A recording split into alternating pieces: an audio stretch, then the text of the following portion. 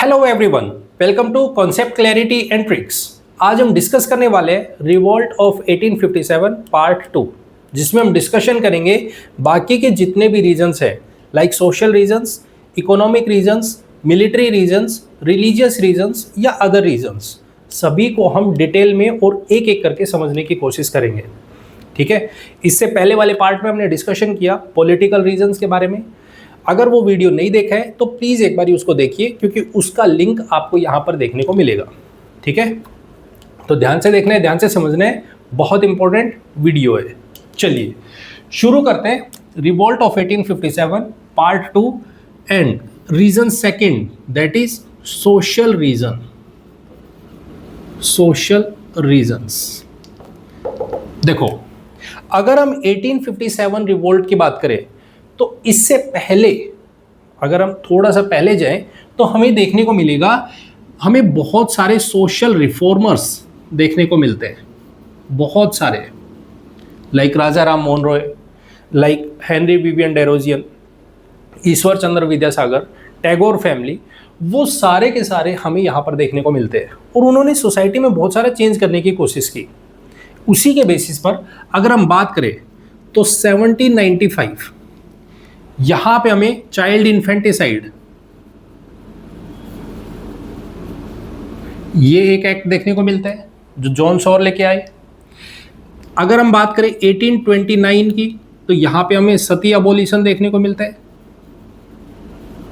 सती abolition. ठीक है, जो कि लॉर्ड विलियम बेंटिक लेके आए। अगर हम बात करते हैं 1843 में तो हमें यहाँ पे स्लेव सिस्टम देखने को मिलता है, इसको अबोलिश किया गया। अगर हम बात करें 1844, इस पीरियड में हमें ह्यूमन सैक्रिफाइस, ये एक्ट देखने को मिलता है, ये बंद होना चाहिए। अगर हम बात करते हैं 1856 की तो इन्होंने एक्ट पास किया, Hindu window remarriage act, window remarriage act, और साथ में चाइल्ड मैरिज, इनके ऊपर कुछ एक्ट लेके आए। ब्रिटिशर्स इस पर कुछ एक्ट लेके आते हैं। अब ये एक्ट तो अच्छे हैं, तो फिर इनके ऊपर किस तरीके का बवाल लोग खड़ा करते हैं या क्यों अपोज करते हैं, पहले उस चीज को समझिएगा। देखो, ये है सोशल रिफॉर्मर्स। आप मान लो कोई भी सोशल रिफॉर्मर हो, आप सोसाइटी में चेंज करने की कोशिश कर रहे हो, आप चाहते हो सोसाइटी में बदलाव हो, सोसाइटी चेंज करे। ठीक है, तो उसके लिए आप क्या करोगे? आपके पास दो रीजन है, आप दो तरीके से काम कर सकते हो। या तो आप कोई भी एक लॉ लेके आओ और उसको कह दो कल से ये आपके ऊपर इंप्लीमेंट कर दिया है, आपके ऊपर थोप दिया गया है, आप इसको कल से रूल यूज करोगे, ये रूल हमने बनाया है और ये कल से आपके ऊपर इंप्लीमेंट होगा, आप इसको यूज करोगे। एक रीजन, एक तरीका तो ये है। दूसरा क्या है, आप पहले लोगों के अवेयर कीजिए, आप लोगों तक जाइए, लोगों तक बैठिए, लोगों से बात कीजिए, उनको समझाइए, लाइक माइंड बनाइए, अपने जैसा थिंकिंग करने वाला पर्सन बनाइए, ताकि लोग समझे, आप तक कनेक्ट कर पाए। ग्रास लेवल, अगर हम बात करें ना, ग्रास रूट लेवल पे आपको जाना पड़ेगा, जिससे लोग उस चीज़ को समझ पाए कि ये अच्छा, ये गलत है, क्यों गलत है। ठीक है, तो इस तरीके से अगर आपने किसी भी चीज़ को थोपने की कोशिश की कि बस कल से अगर ऐसे करते कोई मिल गया तो उसको ये पनिशमेंट होगी, तो लोग उस चीज़ को एक्सेप्ट क्यों करेंगे? लोग कहेंगे कि भाई हम अभी तक करते आए हैं, तुम कौन होते हो हमें रोकने वाले, और हमें पता ही नहीं है रूल क्या है क्या नहीं है, आपने एक एक्ट बनाया और वो सीधा हमारे ऊपर थोप दिया, तो वो क्या होगा? अपोज करने का एक रीज़न बनेगा। आप लोगों को चेंज कर ही नहीं पाए। मास मोमेंट क्या है? अवेयरनेस लाने से लोग कनेक्ट तब कर पाएंगे, किसी भी चीज़ को एक्सेप्ट तब कर पाते हैं जब लोग उस चीज़ को समझेंगे, और वो समझ कब आएगी? अवेयरनेस से। ठीक है, पॉइंट क्लियर है? अब यही कुछ रीज़न हमारे पास यहाँ पे बनते हैं। ये जो एक्ट है, इन सोशल रिफॉर्मर्स ने बोला कि देखो हमारी सोसाइटी में ना बहुत सारी एविल्स है, बहुत सारी प्रॉब्लम्स है, हमें इस सोसाइटी को चेंज करना है। तो ब्रिटिशर्स ने पूछा कि बताइए क्या है, क्योंकि अपर कास्ट से ये बिलोंग करते हैं, इनका, क्योंकि ये वेस्टर्न एजुकेटेड है, ये जो सोशल रिफॉर्मर्स हुए वो वेस्टर्न एजुकेटेड थे, तो उनका ब्रिटिशर्स के साथ में अच्छा रिलेशन यहाँ पे देखने को मिलता है। ठीक है, तो इन्होंने क्या बोला कि हमें चाहिए सोसाइटी में चेंज, तो अगर आप हमारी हेल्प करोगे तो हम वो इम्प्लीमेंट करवा सकते हैं। ठीक है, तो ब्रिटिशर्स ने पूछा कि बताइए क्या है, तो इन्होंने कुछ इस तरीके के सिस्टम बताए, तो धीरे धीरे कुछ एक्ट लाए गए और वो एक्ट थे ये। अब ये जो लॉ हैं वो लॉ ब्रिटिशर्स ने पास किए, जिसकी वजह से लोग समझ रहे हैं कि हमें दबाने की कोशिश की जा रही है, हमारा जो पुराने टाइम से जो सिस्टम चला रहे हैं उसको ये बदलने की कोशिश कर रहे हैं। और एक्चुअल में इन्होंने लोगों को बताया ही नहीं, समझाया नहीं, अवेयर नहीं किया, मास मूवमेंट नहीं किया, लोगों तक ये पहुंच नहीं पाए ताकि लोग इस चीज़ को समझ पाए कि ये गलत है या सही है। तो लोगों को लगा कि ये तो हमारी फीलिंग्स को हर्ट किया जा रहा है, हमारे साथ में मिसबिहेव किया जा रहा है, हमारे जो पुराने टाइम का जो कल्चर है उसको डिस्टर्ब करने की कोशिश कर रहे हैं। ठीक है, तो इस वजह से पहला रीज़न हमें देखने को मिलता है सोशल रीज़न में। दूसरी चीज़, आप अगर यदि मान लो आप अपने घर में बैठे हो और आप चाहते हो आपके घर में, आपकी फैमिली में कोई चेंज लाना। ठीक है, मान लो ये आपकी फैमिली है, इसमें 4 लोग बैठे और यहाँ पे 2 लोग और खड़े। आप अपनी फैमिली में, आप अपने घर में कोई चेंज करने की कोशिश करोगे तो वो चेंज आप खुद से करना चाहोगे या आप ये चाहोगे कि बाहर जो 2 लोग खड़े हैं वो आए और वो आपके घर में चेंज करके जाए? नहीं, आप ये चाहोगे कि भाई अपने घर की बात घर में रहे, हमारे घर में जो भी मैटर है हम खुद से सॉल्व करें, जो प्रॉब्लम है हम खुद से सॉल्व करेंगे, हमें देखना है हमारा घर कैसा है, हमारा परिवार कैसा है, हम कैसे रह सकते हैं। तो वो आप अपने हिसाब से चेंज करने की कोशिश करोगे ना। आप ये थोड़ी है कि किसी दूसरे के भरोसे पे चलोगे कि ये बताएंगे हमें क्या चेंज करना चाहिए। नहीं, कुछ ऐसा ही हमें यहाँ पे देखने को मिलता है कि कुछ ऐसे लोग थे सोसाइटी में जो कह रहे हैं हमें ठीक है, हमें पता है हमारी सोसाइटी में ये गलतियाँ हैं, लेकिन ये ब्रिटिशर्स कौन होते हैं, ईस्ट इंडिया कंपनी कौन होती है जो हमारी सोसाइटी को बदलने की बात कर रही है? हम इनकी क्यों सुने? कौन है ये जो हमारे घर को बदलना चाह रहे हैं?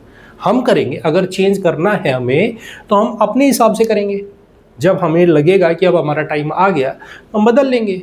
ये कौन होते हैं जो हमारे ऊपर रूल्स को थोपने वाले हैं? तो ये कुछ ऐसे पॉइंट्स हैं जिनकी वजह से लोगों को ट्रिगर मिलता है। लोग कहते हैं कि हमें हमारी सोसाइटी को नहीं बदलना, हमें जैसे रहना है वैसे रहेंगे। ये लोग हमारे ऊपर किसी भी तरीके का एक्ट, किसी भी तरीके का लॉ पास नहीं कर सकते, हम उनको एक्सेप्ट नहीं करेंगे। पॉइंट क्लियर हो गया? पॉइंट क्लियर है? तो पहला रीज़न सोशल रीज़न, अंडरस्टैंड? ठीक है, अब बात करते हैं हमारे पास में second reason, that is religious reason. अब रिलीजन तो बहुत बड़ी चीज़ है, लोगों के सेंटिमेंट्स उससे अटैच्ड होते हैं। अब यहाँ पर क्या हो रहा है, सेकंड रीज़न है दैट इज रिलीजियस। आप किसी के धर्म के अगेंस्ट कोई भी एक्ट पास करने की कोशिश करोगे, उनके रिलीजन के साथ में इंटरफेरेंस करने की कोशिश करोगे, तो ऑब्वियस है उसको प्रॉब्लम होगी कि भाई मेरी मान्यता है, किसी को लगता है कि मैं मंदिर में जाके पूजा करूं, आपको उससे प्रॉब्लम है, तो आपकी प्रॉब्लम की वजह से वो तो अपनी आस्था नहीं छोड़ सकते ना। आपको प्रॉब्लम है, मत करो आप, ठीक है। तो कुछ ऐसा ही हमें सिस्टम यहाँ पर देखने को मिलता है। बहुत ध्यान से समझना इस चीज़ को। हमारे पास क्या है, मिलिट्री में बहुत सारे लोग हैं। जैसे आपने देखा कि अगर हम आर्मी की बात करते हैं तो आर्मी में 1:5 इस तरीके का हमें रेशियो देखने को मिलता है। एक ब्रिटिशर है और 5 लोग इंडियन है। और ये जो इंडियन है जो आर्मी में है, इनके पास में अलग अलग रिलीजन है। भाई ऐसा तो है नहीं एक ही रिलीजन के पर्सन यहाँ पे होंगे, अलग अलग रिलीजन के बिलोंग करते होंगे। उन सबकी थॉट प्रोसेस, उनकी सबकी मान्यताएं अलग अलग हैं, सबका कल्चर अलग है। जैसे अगर हम बात करें तो यहाँ पे हिंदूज भी होंगे और हिंदुओं में ब्राह्मण है, तो उनका काम क्या है, माथे पे तिलक लगाना। माथे पे तिलक लगाते हैं, वो गले में माला डालते हैं, ठीक है। अगर हम बात करें मुस्लिम्स की, तो कुछ मुस्लिम होंगे उसमें, बिल्कुल होंगे। उनकी थॉट प्रोसेस क्या है? उनकी थॉट प्रोसेस है दाढ़ी रखना। ऐसे ही अगर हम बात करें तो उसमें सिख भी होंगे। सिख में क्या है? पगड़ी बांधना, हाथ में कंगन, हाथ में कड़ा पहनना, इस तरीके का काम है। अब इन सब का ये रिलीजियस थॉट है। यहां पे उन्होंने इंटरफेयर करने की कोशिश की, और वो इंटरफेयर करने का रीजन क्या था? उन्होंने बोला कि भाई देखो 1806 में ये एक एक्ट लेके आते हैं, और उसमें ये बोला कि आगे से ये जो रिलीजन जिसके बेसिस पर हमें हमें मिलिट्री में यूनिफॉर्मिटी देखनी है। आप कहीं भी लड़ाई करने जाओगे तो उसमें ये नहीं है कि ये तो मेरे रिलीजन का नहीं है, मैं इसको क्यों बचाऊं। अगर मान लो किसी के ऊपर कोई प्रॉब्लम आ जाती है तो आप एक दूसरे की हेल्प करोगे, ना कि ये देख के अरे ये तो मुस्लिम है, चलो मैं इसको, ये मर रहा है मरने दो, ये सिख है ये मर रहा है मरने दो, ये हिंदू है ये मर रहा है मरने दो, मैं तो अपना काम करता हूँ आगे बढ़ो। नहीं, आप एक दूसरे के साथ में यूनिफॉर्म रहना है। आप में ये डिस्क्रिमिनेशन नहीं होना चाहिए कि ये रिलीजन के बेस पे आप एक दूसरे के साथ में डिस्क्रिमिनेट करो। इस बेसिस पर इन्होंने एक यूनिफॉर्मिटी लाने की कोशिश की कि ताकि ये एक दूसरे के साथ में मिलकर रहें। ठीक है। इसके लिए इन्होंने बोला कि आगे से हिंदू, कोई भी जो हिंदू होगा जो माथे पे तिलक लगा रहा है या फिर उसके गले में माला है, तो ये अलाउड नहीं होगी। ठीक है। दूसरा, मुस्लिम्स को बोला ये जो आप दाढ़ी रखते हो ये नहीं रखोगे। ऐसे सिख को बोला आप ये जो पगड़ी बांधते हो ये भी नहीं बांधोगे। आप हाथ में जो कड़ा डालते हो ये भी नहीं डालोगे। एक यूनिफॉर्मिटी, सब एक जैसे दिखने चाहिए। इसके लिए अब ये सारे के सारे लोगों को प्रॉब्लम होगी। इनको लगेगा कि भाई हमारे रिलीजन के साथ में छेड़खानी हो रही है, हमारे साथ में डिस्टरबेंस किया जा रहा है, हमारे रिलीजन में इंटरफेयर करने की कोशिश कर रहे हैं। यहां भी ठीक है। 1813 में ये तो बात सिर्फ और सिर्फ किसकी है? मिलिट्री पर्पज के लिए। 1813 में क्या होता है? 1813 में एक्ट आता है, चार्टर एक्ट 1813, और इस एक्ट में बोला कि आगे से, अभी तक तो ईस्ट इंडिया कंपनी काम कर रही थी, अभी तक जो क्रिश्चियन मिशनरीज होते थे उनको अलाउड नहीं था कि आप इंडिया में आओ और क्रिश्चियनिटी को स्प्रेड करो। 1813 में क्रिश्चियन मिशनरीज को अलाउ किया गया। उनको बोला गया कि आप आइए इंडिया में और आप क्रिश्चियनिटी को स्प्रेड कीजिए, बाइबल डिस्ट्रीब्यूट करो, वेस्टर्न एजुकेशन को प्रमोट करो। इस तरीके के यहाँ पर बातें बोली गई। अब क्रिश्चियन मिशनरीज यहाँ पे आते हैं, उन्होंने आके लोगों में अवेयरनेस स्प्रेड करने की कोशिश की, लोगों को इन्फ्लुएंस करने की कोशिश की कि आप क्रिश्चियनिटी को एक्सेप्ट कीजिए। अब ऐसे करके बहुत सारे लोग थे जो धीरे धीरे करके वेस्टर्न एजुकेशन को एक्सेप्ट करना शुरू करते हैं। वेस्टर्न एजुकेशन, और वेस्टर्न एजुकेशन का मतलब कुछ नहीं है, उसका मतलब सिंपल है, आप इंग्लिश को सीखना शुरू करो, इंग्लिश पढ़ना शुरू कीजिए ताकि आप ब्रिटिशर्स के जैसे लगो। क्यों? इसके पीछे रीज़न क्या था? इसके पीछे रीज़न था क्योंकि इनको इंडिया में ही ऑफिस में काम करने वाले लोग चाहिए जो लोअर पोस्ट पे काम कर सकते हैं, जो इनके जैसी मेंटेलिटी रख सकते हैं, इनके जैसा थॉट प्रोसेस रख सकते हैं। ठीक है। तो इन्होंने इनको एजुकेट करना शुरू किया। अब एक बात देखो, अब ध्यान से समझना, बहुत इंपॉर्टेंट पॉइंट है, बहुत ज़्यादा इंपॉर्टेंट पॉइंट है। यहाँ पे मान लेते हैं ये कोई एक ए है जिसका नाम रामू है, मान लेते हैं कोई रामू है। ठीक है। ठीक है। अभी फिलहाल तक ये सोसाइटी में जहाँ भी जा रहा है, जहाँ भी बैठ रहा है, जैसे भी बैठ रहा है, इसका नॉर्मल लाइफस्टाइल है। अब जैसे इसने वेस्टर्न एजुकेशन ली वैसे इसका हालचाल बदल गया। अभी तक ये जो राम राम बोलता था, अब ये किस पे आ गया? हाय हेलो पे आ गया। Hi hello, how are you, ये इस तरीके के सवाल करने लग गया, इस तरीके से बोलने लग गया, इस तरीके से बातें करने लग गया। तो अब जो सोसाइटी में लोग बैठे हैं तो वो क्या कर रहे हैं? अब ये रामू से रैम बन गया, योयो बन गया। अब ये योयो, अब ये फैंस, योयो के फैन। ठीक है। कुछ इस तरीके का थॉट प्रोसेस इसके दिमाग में चल रहा है, हाई करने लग गया है, हेलो करने लग गया है। तो सोसाइटी के लोग क्या कर रहे हैं? छोरो तो गियो, छोरो तुम्हारे हाथ से गियो, खत्म। अब बिल्कुल ख़त्म। अब धीरे धीरे सोसाइटी में इसको लोग अलग तरीके से ट्रीट कर रही है, तो अंग्रेज बन गया, अंग्रेज बन गया। अब इसकी टेंशन किसको होगी? पेरेंट्स को होगी कि यार सोसाइटी में लोग हमारे बारे में इस तरीके से बातें करने लग गए, ऐसा ऐसा बोलने लगे। हमारा लड़का ठीक है पढ़ाना चाहते थे, इसको पढ़ा दिया, लेकिन ये तो पूरी तरीके से अलग हो गया, ये तो अंग्रेजों जैसा दिखने लग गया, उनके जैसा बिहेव करने लग गया। तो पेरेंट्स ने इसको धमकाना शुरू किया कि देखो भाई, बाहर निकल रहे हो तो तसल्ली से जाया करो, इस तरीके का आपको नहीं करने। दूसरा, अब ये लड़का कह रहा है कि भाई क्यों, मैं तो ब्रिटिशर्स के जैसा दिखूंगा, मुझे तो अंग्रेज बनना है, मैं अंग्रेजों जैसा दिखूंगा। तो पेरेंट्स ने इसको धमकी देना शुरू किया, डराना शुरू किया कि देख, अगर तुझे घर में रहना है तो हमारे जैसे रहना होगा, अदरवाइज हम आपको घर से निकाल देंगे, घर से भगा देंगे, जा निकल यहाँ से। अब इस डर के मारे कि मेरे को घर वाले मेरे को प्रॉपर्टी से बेदखल ना कर दें, इसके लिए इसने एजुकेशन छोड़ दी कि भाई मैं पढ़ूंगा क्या, अगर मैं पढ़ रहा हूँ तो मेरे अंदर चेंज आएगा, और चेंज आएगा तो मैं उसको इम्प्लीमेंट करूँगा, और अगर इम्प्लीमेंट किया तो मेरी जो प्रॉपर्टी है जिस पर मेरा राइट है वो ही मेरे पास नहीं बचेगा, क्योंकि मेरे पेरेंट्स मुझको घर से निकाल देंगे, तो फिर मैं करूँगा क्या उसका। समझ रहे हो? अब ये इंफॉर्मेशन किसके पास पहुंचती है? क्रिश्चियन मिशनरीज के पास, कि भाई लोग एक्सेप्ट करना चाहते हैं, क्रिश्चियनिटी में चेंज होना चाहते हैं, वेस्टर्न एजुकेशन को एक्सेप्ट करना चाहते हैं। लोगों के दिमाग में है, बच्चे हैं जो ये यंगस्टर ऐसे हैं जो अपने आप को वेस्टर्न एजुकेशन एक्सेप्ट करना चाहते हैं, और साथ में वो अपने आप को कन्वर्ट भी करना चाहते हैं। लेकिन उसके पीछे रीज़न क्या आ रहा है? प्रॉब्लम क्या आ रही है? प्रॉब्लम आ रही है पेरेंट्स, फैमिली। और वो फैमिली ये कहती है कि भाई हम आपको आपकी प्रॉपर्टी से बेदखल कर देंगे अगर आपने इस तरीके का काम किया।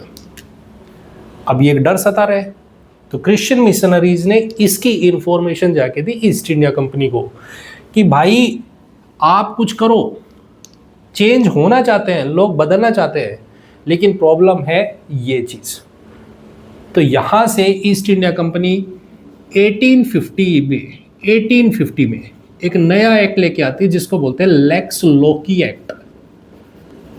लेक्स लोकी एक्ट, इस एक्ट में बोला गया कि अगर कोई भी बंदा अपनी मर्जी से किसी भी रिलीजन में बदलना चाह रहा है, अपने रिलीजन को बदलना चाह रहा है और क्रिश्चियनिटी को एक्सेप्ट करना चाह रहे हैं, रिलीजन को छोड़ के, आपका चाहे हिंदू हो, मुस्लिम हो, कुछ भी हो, आप अपने रिलीजन को छोड़ के अगर आप क्रिश्चियनिटी को एक्सेप्ट करोगे तो आपको आपकी प्रॉपर्टी से बेदखल नहीं किया जा सकता। आपकी प्रॉपर्टी थी वो आपकी ही रहेगी, भले ही आपके पेरेंट्स कुछ भी कहें। अगर आप अपनी मर्जी से चेंज करना चाहते हो तो आपको प्रॉपर्टी से बेदखल नहीं किया जाएगा। अब ये सिचुएशन क्या है? ये सिचुएशन है कि यहाँ पे जो पीजेंट्स है, जो नॉर्मल जो लोग हैं, अब वो क्या सोचेंगे? पहले तो लड़का वेस्टर्न एजुकेटेड हो गया, पहले तो था लड़का तो लड़का तो गया। अब क्या वो कह रहे हैं? अब कह रहे हैं साथ में प्रॉपर्टी भी ले गया। पहले लड़का ही गया था, अब प्रॉपर्टी भी गई, दोनों चीजें चली गई।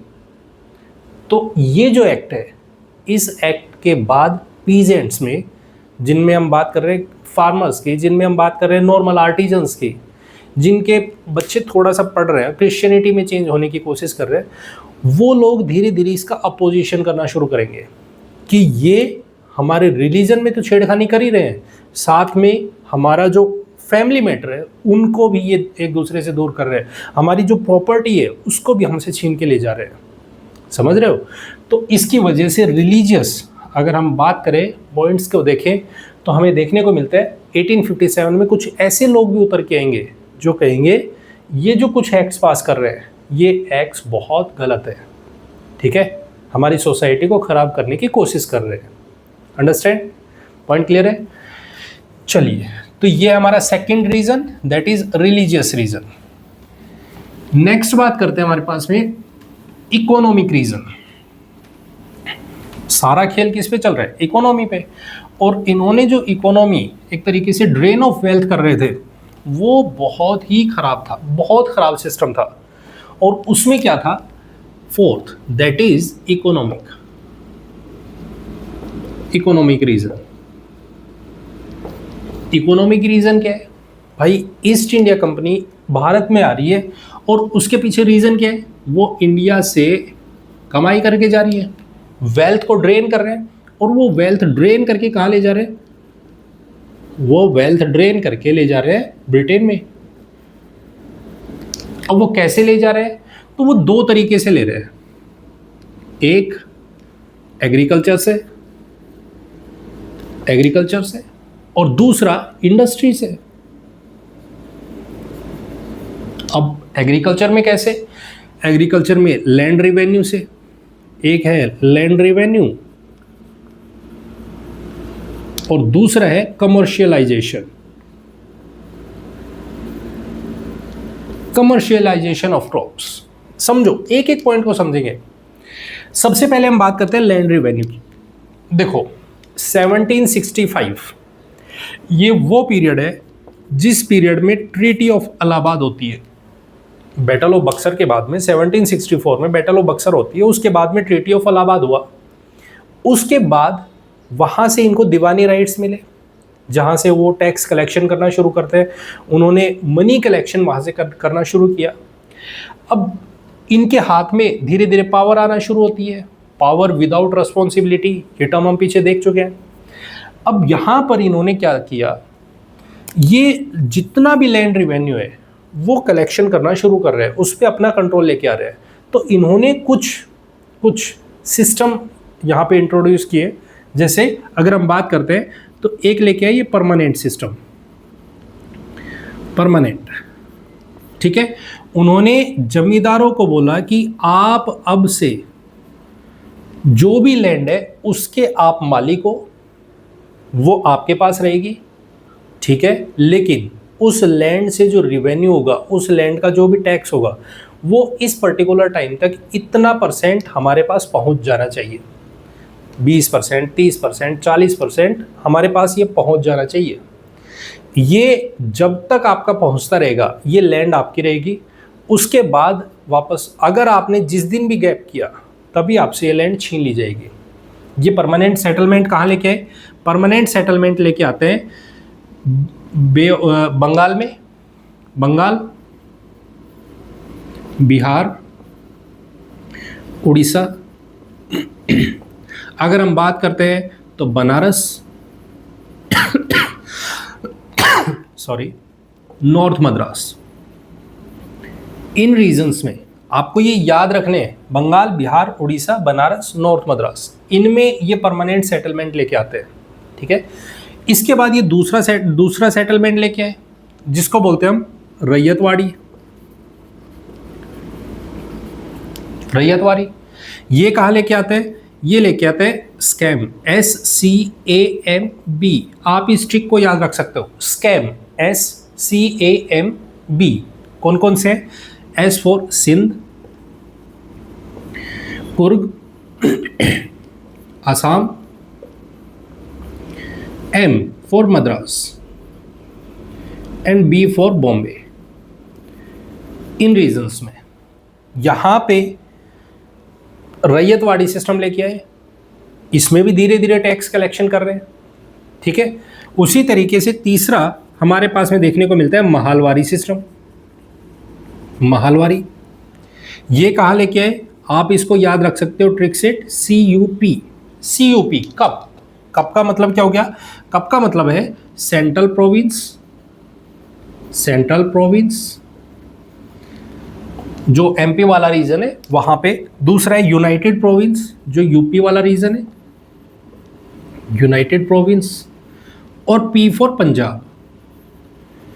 इन रीजन्स में लेके आए महालवारी सिस्टम, जहां पे जो गांव का मुखिया है, हेड है, उसको बनाया कि आपको टैक्स कलेक्शन करके देना है। अब इसमें प्रॉब्लम क्या है, इसमें प्रॉब्लम यह है इन्होंने जो टैक्स कलेक्शन करने हैं उसका रेट है वो बहुत हाई है। इतने % देना है, 60% देना है हमें, 50% देना है हमें। टैक्स कलेक्शन का जो रेट है वो बहुत हाई है। साथ में स्ट्रिक्टली बहुत इम्प्लीमेंट किया गया, स्ट्रिक्टली क्योंकि इनका काम था लूटना, लूटपाट करना, पैसे लूटने यहाँ से और लेके जाने, स्ट्रिक्टली इम्प्लीमेंट करने, और टैक्स रेट हाई है, जिस वजह से हमें देखने को मिलता है जो नॉर्मल जो पीजेंट्स हैं, फार्मर्स हैं, वो लैंडलेस हो गए, धीरे धीरे वो लैंडलेस हो गए। करे क्या? क्योंकि मनी लेंडर्स से उन्होंने धीरे धीरे पैसा लेना शुरू किया कि भाई देखो इस बारी हमें कर्जा उतार लेने दो, हम आपसे कुछ पैसा ले लेते हैं। मनी लेंडर ने कहा कि देखो मैं हाई इंटरेस्ट रेट पे दूंगा। उनको ये लगता था कि ठीक है यार, नेक्स्ट क्रॉपिंग जो होगी हमारे पास में, क्रॉप प्रोडक्शन होगा, वहाँ से हम अच्छी प्रोडक्शन करेंगे, उसके बाद इनका पैसा लौटा देंगे। अगले टाइम देखा तो फ्लड आ गया, अगले टाइम देखा तो ड्रॉट आ गया, जिसकी वजह से उनकी क्रॉप प्रोडक्शन है वो बेकार हो गई। अब बेचारे धीरे धीरे करके वो डेट में फंसते चले गए। ऐसे करके वो धीरे धीरे लैंडलेस हो गए। लैंडलेस हो गए, अब करे क्या? तो बेरोजगारी, अनएम्प्लॉयमेंट बहुत ज़्यादा हो गई लोगों के पास में। तो इस तरीके से लोग क्या कर रहे हैं? मरने लग रहे हैं। करे क्या? उनके पास कुछ ऑप्शन ही नहीं बचा। समझ रहे हो? तो ऐसे लोग भी उतर के आएंगे जो कि फेवर करेंगे कि ईस्ट इंडिया कंपनी को हमें यहाँ से भगाना चाहिए, ये बेकार है, ये गंदे लोग हैं। क्लियर? Point clear? पहला है लैंड रेवेन्यू, दूसरा है कमर्शियलाइजेशन। कमर्शियलाइजेशन का मतलब क्या है? उन्होंने जो एग्रीकल्चर क्रॉपिंग है उसको कमर्शियलाइज कर दिया। मतलब एक होता है कि जिसको ऐसी प्रोडक्शन, ऐसी क्रॉप्स, कुछ ऐसी क्रॉप्स, जैसे हम वीट की बात करते हैं, आप इसको कंज्यूम कर सकते हो, आप सेल भी कर सकते हो। अगर आपके पास में सरप्लस है तो आप उसको सेल कर सकते हो, लेकिन अगर आपके पास में इतना सफिशिएंट है कि आप उसको अपनी फैमिली के लिए यूज़ कर सकते हो, कंज्यूम कर सकते हो, तो आप उसको कंज्यूम करोगे। लेकिन सरप्लस है तो आप उसको सेल कर दो, तो वो आपका एक्स्ट्रा बेनिफिट होगा। ठीक है? लेकिन कुछ ऐसी क्रॉप्स हैं जिनको सिर्फ और सिर्फ आप सेल कर सकते हो, बेच सकते हो, आप उसको खा नहीं सकते। जैसे आप देखो कॉटन, आप देखो जूट, आप देखो कॉफी, नील, इस तरीके का। अब जिसको हम इंडिगो बोलते हैं, इंडिगो, अब आप इनको ऐसी क्रॉप्स को प्रोड्यूस करोगे तो डेफिनेट आपको ये सेल करनी पड़ेंगी, और सेल में परचेज कौन करेगा? तो परचेज वही करेगा जिसके पास मोनोपोली होगी। भाई ईस्ट इंडिया कंपनी है, उन्होंने अपनी इंडस्ट्री एस्टेब्लिश कर रखी है, किसी और को मार्केट में उतरने ही नहीं दे रहे, तो खरीदेगा कौन? खरीदने वाले ईस्ट इंडिया कंपनी। अब वो खरीदेंगे तो ऑब्वियस सी बात है ना, वो महंगे में क्यों खरीदेंगे? वो तो चाहेंगे ना जितना कम से कम पैसा उनको पे करना पड़े वही करेंगे। पॉइंट समझ आ रहा है? तो इस तरीके से लोगों की जो भी प्रोडक्शन हो रही है, वो प्रोडक्शन में जो भी खर्चा आ रहा है, वो खर्चा तो बहुत ज़्यादा है, लेकिन उनको बदले में जो मिल रहा है वो बहुत थोड़ा मिल रहा है। लोगों को पैसा कम मिल रहा है, प्रोडक्शन में वो ज़्यादा कंज्यूम कर देते हैं।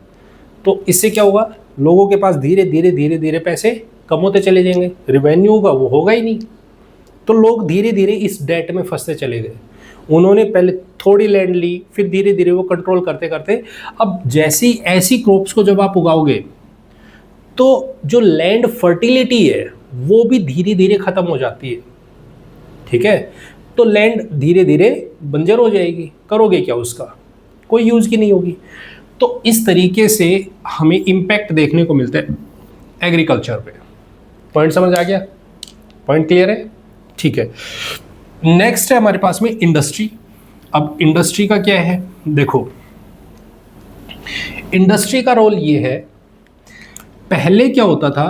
पहले होता था इंडिया में हैंडीक्राफ्ट जो है वो बहुत ज़्यादा,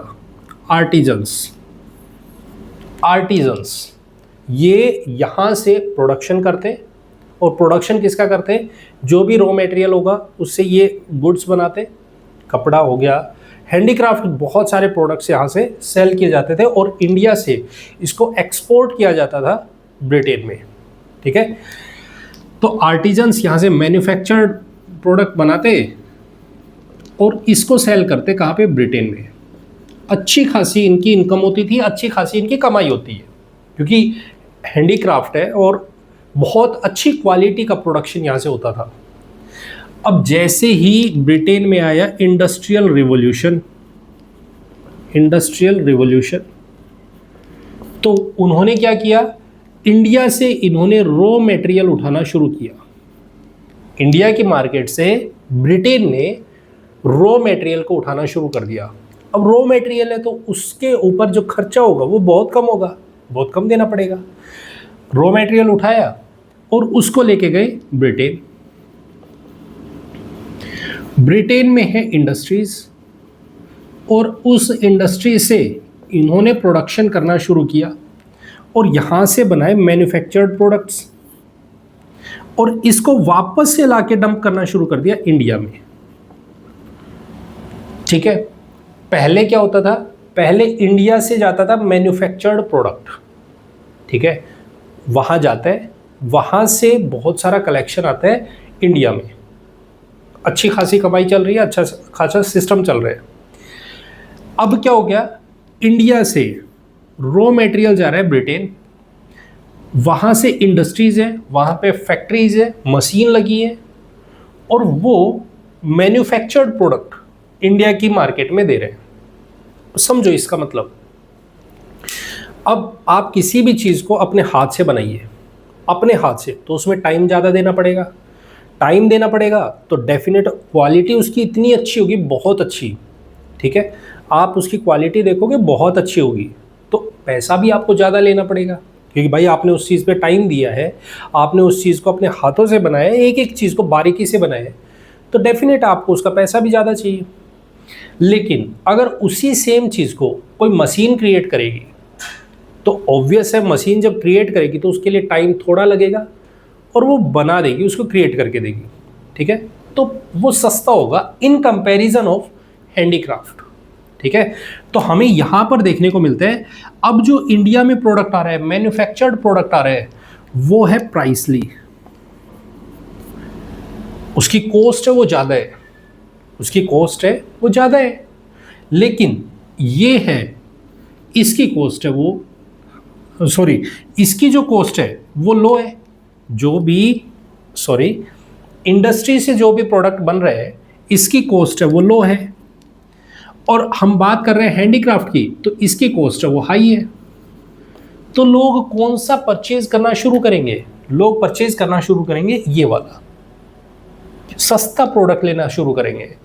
तो धीरे धीरे इंडिया का जो हैंडीक्राफ्ट है वो धीरे धीरे गिरने लग गया, और जैसे उसकी मार्केट गिरेगी तो हमें आर्टिजन्स ये धीरे धीरे जॉबलेस होते नजर आएंगे। तो जॉबलेस आर्टिजन हुआ तो डेफिनेट है इसका जो गुजारा होता था, अब ये धीरे धीरे क्या हो गया, अनएम्प्लॉय हो गया। तो ये भी धीरे धीरे किस में आएगा, 1857 रिवोल्ट में, कि भाई हमारी मार्केट ख़राब की है, इन्होंने हमारी चीज़ों को ख़राब किया है, ठीक है, जो हम एक्सपोर्ट करते थे अब हम इंपोर्टर की तरफ बढ़ने लग गए हैं, ठीक है। तो ये भी क्या करेंगे, 1857 रिवोल्ट में पार्टिसिपेट करना शुरू करेंगे। तो इस तरीके से इंडस्ट्रियल रिवॉल्यूशन हमारे लिए 1857 रिवोल्ट को ट्रिगर करेगा। पॉइंट क्लियर, पॉइंट क्लियर है, ठीक है। तो ये है हमारे पास में इकोनॉमिक रीज़न कि किस तरीके से इन्होंने इंडिया की इकोनॉमी को डिस्टर्ब किया, उसको तोड़ने की कोशिश की। अब बात करते हैं हमारे पास में, दैट इज मिलिट्री रीजंस। देखो मिलिट्री में अगर हम बात करें, मिलिट्री रीजंस, अब आप ऑलरेडी बहुत सारे रीजन देख चुके हो। जैसे पहला रीजन अगर मैं बात करूं जॉब से रिलेटेड, जॉब में इन्हें बहुत सारा इंडियंस को रेसिज्म देखने को मिलता है, बहुत ज़्यादा, बिल्कुल रेसिज्म देखने को मिलता है। वहाँ पे ये कहते थे Indians and dogs are not allowed, पहली चीज़ तो ये। दूसरी चीज़ अगर हम बात करते हैं जॉब्स में, चाहे वो पोस्ट को लेके हो, चाहे वो अपॉइंटमेंट को लेके हो, चाहे वो हम बात करें प्रमोशन को लेके हो, सैलरी को लेके हो, किसी भी मामले में ये ब्रिटिशर्स को हाई पॉइंट पे रखेंगे, और इंडियंस को बोला कि जो भी लो पोस्ट है उन पे इंडियंस रहेंगे, इंडियंस हमेशा छोटे ही रहेंगे, उनके लेवल पे नहीं आ सकते कभी भी। तो इस तरीके का डिस्क्रिमिनेशन हमें देखने को मिलता है। दूसरा, हम 1806 का जो एक्ट है यहाँ पे आया, जिसकी वजह से यूनिफॉर्मिटी आती है, जिसकी वजह से लोगों के रिलीजियस सेंटिमेंट्स हर्ट होते हैं, जिसमें हमें देखने को मिलता है वेल्लोर म्यूटिनी होती है। वेल्लोर म्यूटिनी, इसमें 24 लोगों को फांसी दी गई। 24 लोगों को वेल्लोर म्यूटिनी जो होती है उसमें 24 को फांसी की सज़ा दी गई कि आप ईस्ट इंडिया कंपनी के अगेंस्ट कैसे बोल सकते हो। अब ये बात, क्योंकि मिलिट्री में जो लोग हैं उन्हें अपने ही भाइयों के अगेंस्ट इस तरीके का डिस्क्रिमिनेशन, इस तरीके का आप अगर यदि अत्याचार देखोगे तो डेफिनेट है आप उनके अगेंस्ट बोलने की कोशिश करोगे। लोग इनके अगेंस्ट, अब मिलिट्री में जो लोग इनके लिए खून बहाने लग रहे हैं आप उन्हीं को फांसी दे रहे हो, तो लोग इसके अगेंस्ट बोलना शुरू करेंगे कि भाई आप हमारे सेंटिमेंट्स को भी हर्ट कर रहे हो, हमारा भी यूज़ कर रहे हो, और उसके बाद अगर हम कुछ एक डिमांड रख रहे हैं तो हमें दबाने की कोशिश कर रहे हो। तो इसके लिए लोग इकट्ठा होना शुरू हो गए। साथ में अगर हम बात करें अवध, अवध को उन्होंने कैप्चर किया। अब अवध वो रीजन है जहां में बंगाल मिलिट्री में सबसे ज़्यादा अवध के लोग देखने को मिलते हैं। उसके बाद यहाँ पे, क्योंकि जो भी लोग होंगे वो पीजेंट्स तो होंगे, पीजेंट्स से बिलोंग करते होंगे, वो पीजेंट्स तो थे ही लेकिन वो यूनिफॉर्म में थे। मिलिट्री में जो लोग हैं वो कौन है, वो पीजेंट्स ही हैं। तो वो लोग भी धीरे धीरे कह रहे हैं हमारी जो ज़मीन है, हमारा जो पार्ट था, हमारी जो जिस पर हम बड़े हुए हैं, आज वो ज़मीन हमारी नहीं छोड़ी इन्होंने, तो ब्रिटिशर्स बेकार है, इनको तो बाहर निकालना चाहिए, गंदे लोग हैं। तो इन्होंने भी आवाज़ उठानी शुरू की, पीजेंट्स इन यूनिफॉर्म। ठीक है, पॉइंट क्लियर। अब ऐसे ही इन्होंने देखा, फिर लोगों ने देखा एक जो मिथ है, या एक तरीके से आप ये कह सकते हो कि उस टाइम में जो बोला जाता था कि अगर यदि आप अपने देश को छोड़ के बाहर अगर जा रहे हो, किसी समंदर को पार करके, ओशन को पार करके जा रहे हो, तो वो आपका रिलीजन चेंज कर देगा। आप अपने रिलीजन को छोड़ के जा रहे हो एक तरीके से। अगर आप अपने एक समंदर को पार करके दूसरे देश में जा रहे हो, दूसरी जगह पे जा रहे हो, तो आपने एक तरीके से अपना रिलीजन छोड़ दिया, अपना धर्म ही छोड़ दिए। ब्रिटिशर्स क्या कर रहे थे, ब्रिटिशर्स जैसे ही कहीं भी लड़ाई होती थी वहाँ पे इंडिया की मिलिट्री को उठाते थे और दूसरी जगह भेज देते थे। जापान में लड़ाई हो रही है वहाँ भेज रहे हैं, बर्मा में लड़ाई हो रही है वहाँ भेज रहे हैं। तो इंडियंस कह रहे हैं ये हमारे रिलीजन से छेड़खानी कर रहे हैं, हमें 7 समंदर पार भेज रहे हैं, कभी इस समंदर पार भेज रहे हैं, कभी उस समंदर पार भेज रहे हैं। ये तो हमारे क्या कर रहे हैं, रिलीजन को चेंज करने की कोशिश कर रहे हैं, और हम ये बर्दाश्त नहीं कर सकते। तो यहाँ से हमें देखने को मिलता है ट्रिगर पॉइंट होता है जिसकी वजह से लोग अग्रेसिव हो जाते हैं कि हमें ईस्ट इंडिया कंपनी को बाहर निकालना है।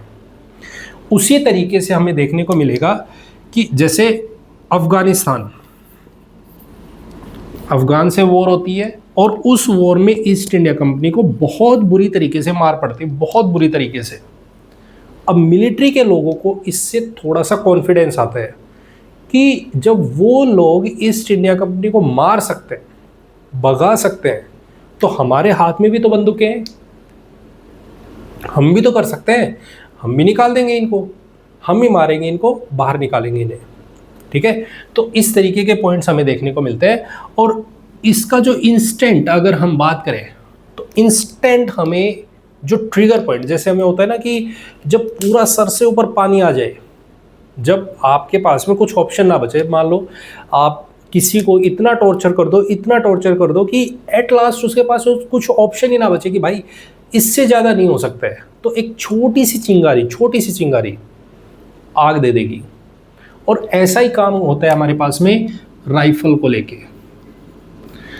पहले एक राइफल यूज होती थी जिसका नाम था ब्राउन बेस करके, एक राइफल यूज करते थे जिसका नाम होता है ब्राउन बेस।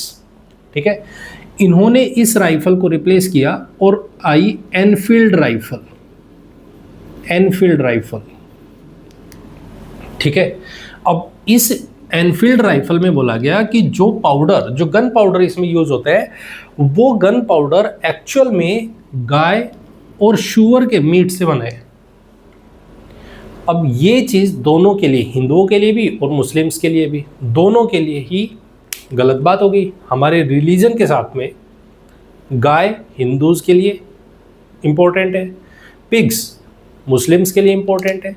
अब दोनों के दोनों चीज़ें कह रहे हैं हमारे रिलीजन के साथ इंटरफेयर कर रहे हैं, क्योंकि जो ये हमारे पास में जो इसमें गन पाउडर यूज़ होता था उसको मुंह से खोलना पड़ता था, तो उन्होंने बोला कि मुंह से खोलेंगे, हमारा ही मीट मांस है, जो गाय है उसका मीट है मांस है, और पिग्स है उनका मीट मांस है। तो ये सारे के सारी चीज़ें क्या है, हमारे लिए रिलीजन के अगेंस्ट है, और ये एक्चुअल में हमारे रिलीजन को कन्वर्ट करने की कोशिश कर रहे हैं। तो ये यहाँ पर ट्रिगर पॉइंट बनते हैं, जिसके बाद मंगल पांडे निकल के आते हैं, और मंगल पांडे ने यहाँ पे 1857 रिवोल्ट को ट्रिगर किया। क्या है मंगल पांडे, कौन है, उन्होंने कैसे किया, क्या किया, वो हम अगले पार्ट में डिस्कशन करेंगे। तो ये हमारे पास ओवरऑल रीज़न बने जिनकी वजह से 1857 रिवोल्ट के रीजन्स हमें जानने को मिलते हैं, देखने को मिलते हैं। पॉइंट क्लियर है? Point clear. Political reason first part में डिस्कशन किया, social reasons, economic, religious, military, other reasons, सब सारे के सारे हमने डिस्कशन किए। आई होप आपको ये पार्ट पूरा तरीके से क्लियर हो गया। नेक्स्ट पार्ट में हम डिस्कशन करेंगे इनसे रिलेटेड कहाँ पे किस तरीके से रिवॉल्यूशन स्टार्ट होता है, किस तरीके से गैदरिंग होना शुरू होती है, लोग एक दूसरे से मिलना शुरू करेंगे, झांसी में किस तरीके से होता है, एंड सो ऑन, जो भी पार्ट है उसको हम डिस्कशन करेंगे। ठीक है, आई होप आपको वीडियो अच्छी लगी तो इसे लाइक, कमेंट एंड शेयर जरूर करें। चैनल को सब्सक्राइब नहीं किया है तो प्लीज़ चैनल को सब्सक्राइब जरूर करें। मिलते हैं नेक्स्ट वीडियो में। Thank you very much and have a nice day. Bye bye, take care.